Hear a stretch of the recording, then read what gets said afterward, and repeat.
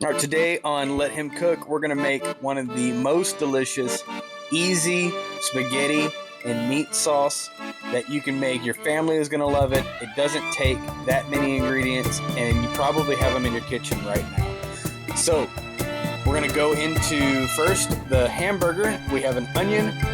We're going to do a garlic clove. I use a basil and oregano mix. And I also use a onion and garlic powder dry mix, as you see there. Next in line, we have the tomato paste in a small can, and then just a tomato sauce. You can get that anywhere. An olive oil and the spaghetti. Now, I didn't show you the two mystery items there, the 2 carrots. I'll show you how that incorporates in the sauce later on. It gives it a great mellow flavor.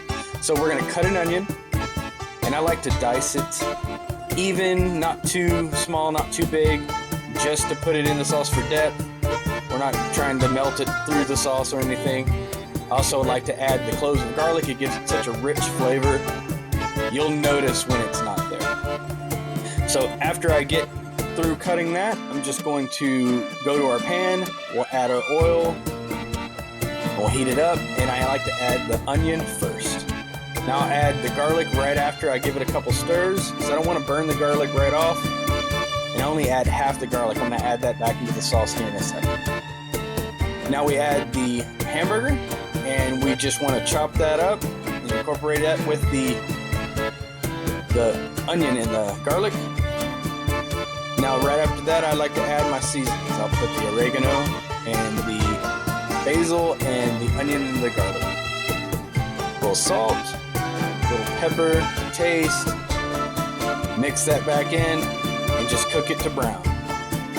Now you'll notice a little bit of runoff there, that little grease, so just take you a bowl and we'll just take that and pour that out and bring it back to the stove. Now from this point, I add the tomato paste and the tomato in a can, the sauce. And again, real simple. We're not overstepping anything here. I just add, now you'll notice a little bit in the can. Add a little bit of water, mix it up, put it back in, and that gives it an extra little bit of a saucy run for it. So add the garlic back in, add my spices, do a quick mix. Now here, a lot of people want to add sugar. Don't add the sugar. Remember, kind grandmas everywhere are going to freak out. This is where the carrots come in.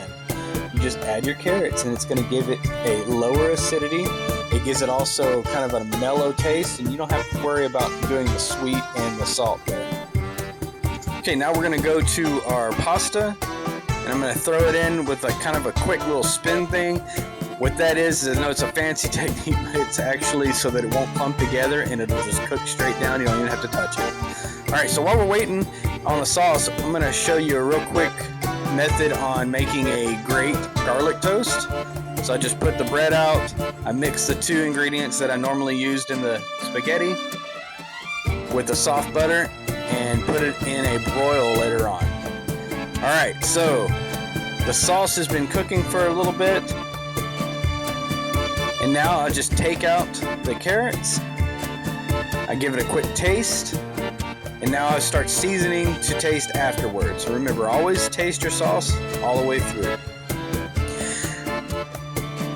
Incorporate a little bit more oregano and basil, a little bit more of the powder, and that's pretty much done. Now I test my spaghetti. I like it a little bit al dente. Some people like it softer, but you know, to each his own. All right, so we've plated our spaghetti. You add our sauce there. Making me hungry already.